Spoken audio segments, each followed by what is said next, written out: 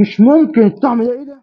عايز اقول لكم انتوا وحشتوني جدا الفتره اللي فاتت، بس طبعا معظم المتابعين عارفين ان كان في حاله وفاه والدي، واتمنى لكل اللي يشوف الفيديو ويدعوا له بالرحمه، ومتشكر جدا. بقالي فتره كبيره جدا ما شفتكوش، وحشتوني قوي. وعلشان كده قررنا نبدا بحاجه جديده لسه نازله السوق، قلنا نشوفها مع بعض ونجربوها مع بعض، ويلا بينا نبدا الفيديو بتاعنا اللي طال عليه اكتر من شهرين. يلا بينا نبدا. يلا بينا. اي حد فينا هيسمع سيره ابو عوف على طول هيترجم ان هو قهوه او بن، لكن الغريب في الموضوع ان ابو عوف نزل بشويه حاجات جديده، فيلا بينا نشوفها مع بعض ونجربها مع بعض. وده هيكون اول فيديو لينا نجرب فيه حاجات غريبه وجديده بعد رجوعنا. يلا بينا. دي شويه منتجات ابو عوف نزلها جديده وكانت غريبه جدا، اللي هي عامل كرافيه، بودو، وكمان معموله حاجات غريبه وجديده، صح؟ يلا بينا نشوفوه بقى رغم سعرها المبالغ فيه، بس هنعرف دلوقتي هل يستحق سعرها ولا لا. يلا بينا نجرب واحد واحد مع بعض ونشوفهم هل يستحق ولا ما يستحقوش. اغلب الناس شافت المنتج دوت عند الحلوانيه او عند الاماكن المعروفه او الهايبر الكبير، لكن اول مره يشوفوه ان ضعاف عامله، عامل منه طعم شطه وليمون وطعم زعتر.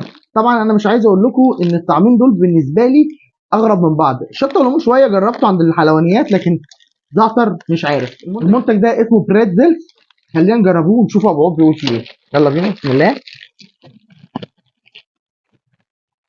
ريحه الزعتر حلوه قوي بصراحه، وريحه الشطه والليمون تقريبا قويه. بصوا يا جماعه، هو الكميه دي تقريبا انا جايب دوت سعر 15 جنيه. بصوا الكميه جوه مش كبيره قوي بصراحه، مش عارف هتبان في الكاميرا ولا لا، او ممكن نجيبوا حاجه نحط فيها احسن. جبنا طبعا نشوف الكميه بقى فيها قد ايه. بصوا هو سعره 15 جنيه، ودي الكميه اللي موجوده فيه. انا شايف ان هي كميه قليله قوي مقارنه ان انا كنت بجيبها من حلواني او اي سوبر ماركت. بس خلينا نشوف الطعم نظامه. بسم الله. ريحته قويه والطعم الزعتر فيه ممتاز بصراحه. انا ما كنتش بشوف طعم الزعتر ده عند الحلوانيه، لكن الطعم ده حلو قوي قوي قوي قوي. حافظ على قرمشته، تقريبا التغليف بتاعه كان تمام جدا. بس خلينا نشوف بقى طعم الشطه والليمون منه، اعتقد ان انتوا اكيد جربتوه في يوم من الايام. بسم الله. بصوا اعتقد طعم الشطه والليمون في المنتج ده بالذات طعمه اضعف من اللي كنا بنجيبه بره. حاسس ان الشطه والليمون اقل تقريبا كده، حاسس ان هو اللي جايبه وهو اللي متبله لنفسه مخصوص يعني. جايب المنتج كلاسيك كده معلوش اي توابل، وهو اللي متبل وهو اللي معبي، فهو عامل كل حاجه اي تو زي. لكن اعتقد ان الحلوانيه اللي بره ما بيبقوش عاملين كده، بيبقوا جايبين اكياس متقفله بتتباع جاهزه جايه من بلدها. فده اللي بيخلي الطعم هناك يختلف عن الطعم دوت. انا شايف ان طعم الزعتر لو هتجيبوا المنتج ده فطعم الزعتر احسن حاجه فيهم. خلينا بقى نشوف بقيه المنتجات اللي كان اسعارها غريبه جدا. هنتابعها مع بعض ويلا بقى نشوفوها. بصوا كده، خلينا نبدا الاول بالحوادق وبعد كده نحلي بالحلويات. ده المفروض ان ابو عوف كاتب ان ده مخبوز في فرن، ده مش مقلي خالص. هو حاطط في المكونات بتاعته بيقول ان هو مخبوز في الفرن ومتعبي تعبئه تمام. بيقول لك ان هو معمول بالعدس وبروتين الرز وسيلمونيلا ولبن منزوع الدسم، والمفروض ان هو فيه نسبه بروتين 10 جرام. سعر الكيس ده 20 جنيه. هندوق طعمه ونشوفه علشان حاسس انه ممكن تقلب. بسم الله. ده بالمستردة والعسل. ده شكل الكمية جوه. بسم الله. ايه الطعم ده؟ طعم غريب فعلا. طعم المستردة على العسل عادي طعم غريب، انا مش قادر احدده بصراحة، لكن طعمه مش احسن حاجة. او الناس اللي بتحب الحاجات الغريبة ديت ممكن يجي معاها بصراحة. بس هو كمنتج قرمشة كويس جدا، ولو بقى ينفع الناس اللي بتحب الدايت والرياضة والكلام ده كله، فاعتقد المنتج ده هينفع معاهم جدا. والناس دي في الغالب ما بتستخسرش حاجه خالص في التمرين والقصه دي، فمجرد سعر وقيمه غذائيه بيقول لك ان 10.5 جرام بروتين في المنتج ده، فانا شايف بصراحه ان هو منتج كويس في اتجاه معين. لكن في منه منتجات تانية ممكن يكون طعمها حلو ونستغنى عن ده خالص. يلا بينا نجرب الباقي. جبنه بتوابل. تعال نشوف الجبنه والتوابل دي عامله ايه نظامها. ده سعره برضك نفس النظام، بس دوت كاتب ان هو 9 جرام بروتين مش 10 ونص. مش عارف ليه 10 ونص وده 9 جرام، بس هنشوف مع بعض. اوف، الريحه قويه جدا جدا جدا. المنتج تحس ان هو شكله محترم قوي كده، حتى القطعه تحس ان هي قويه يعني. ولا القطعه محمله قوي تقيله، بتقرمش مش هشه زي اللي احنا بنجيبهم بره. هي مكتومه حتى من جوه مليانه. طعم التوابل فيها واضح جدا وطعمها حلو بصراحه، لكن لو هتجيبها للتسالي فاعتقد سعرها هيبقى رخيص، لكن لو هتجيبها كوجبه بقى وسناك وانت شخص رياضي فاعتقد هتبقى مناسبه وحلوه جدا. الطعم ده حلو قوي قوي، نسبه الملوحه فيه عاليه شويه، بس كطعم مقارنه باللي فات فده يكسب. تعال نشوف الطعمين اللي فاضلين ايه نظامهم. الطعم المحبب جدا الى قلبي كريمه البصل. انا عايز اقول لكم كريمه البصل ده حاجه كده ملهاش حل بالنسبه لي. انا في كل المنتجات اللي بجيبها بحب اجيب كريمه البصل جدا. المنتج ده اتمنى ان يطلع طعمه حلو لان انا بحب الطعم ده. يلا بينا. ريحه بتقول بشاير خير، نفس شكل اللي فات هو هو، وعظمه كريمه البصل، اعظم الاطعمه اللي اتعملت. نفس الكميه هي 9 جرام بروتين برضو، وكاتب ان هو زيرو فات.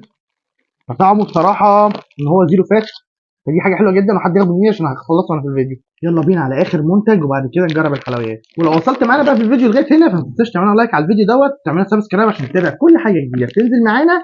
ما تنسوش ان انتوا اللي دعمتونا في الاول وهنكمل بيكم. يلا بينا نجرب الباقي. بصوا دي اسمها شوكو بيلو، حبوب محشيه بكريمه الشوكولاته. انا عايز اقول لكم ان المنتج ده انا عارفه وفاكره كويس جدا، بس اول مره اشوف ان هو متعبي في اكياس، دي كانت بالنسبه لي حاجه جديده يعني. علما ان الكيس ده كله فيه 280 سعر حراري. الكيس ده وزنه قد ايه بقى؟ وزنه 129 جرام، 8 كيلو تقريبا. فانا عايز اقول لكم هنجربوه مع بعض. الحبوب نفسها محشيه نوتيلا مش شوكولاته عاديه. هي الكميه انا شايف ان هي كبيره بصراحه. شوف كده الكميه انا شايف ان هي حلوه. ان انا ينفع ايه ندوق كده ده. مم، حلو قوي. فيها شوكولاته من جوه. والتركيه اللي عملها بقى ان هو خلاها هيلثي، ما جابش اللي هي العاديه اللي موجوده في السوق اللي احنا عارفينها دي وحطها في اكياس وعباها زي البريتزول. لا هو جاب ديت وعملها هيلثي، فمخليه طعمها رايح لهيلثي شويه. وبعدين فعلا تقريبا في حبوب موجوده في القطعه نفسها يعني. يا جماعه ابو غوث ما بيعملش حاجه اي كلام بصراحه، حتى منتجات البن بتاعته بتبقى ممتازه جدا. احنا بقى نجربوا القطعتين دول، ان القطعتين دول سعر الواحده 7 جنيه. طبعا انا عارف ان حاجات ابو غوث غاليه حتى في البن بتاعه، ما توقعتش ان هو يعمل المنتجات ديت ليها منافس في السوق. كده معموله طالع منها ريحه سمنه بلدي قويه قوي قوي. القطعه 7 جنيه برضه يعني لازم. طبعا عايز اقول لكم ان هي معاها متدغدغه، بس ماشي يعني هندوق منها السليم. بسم الله. مم.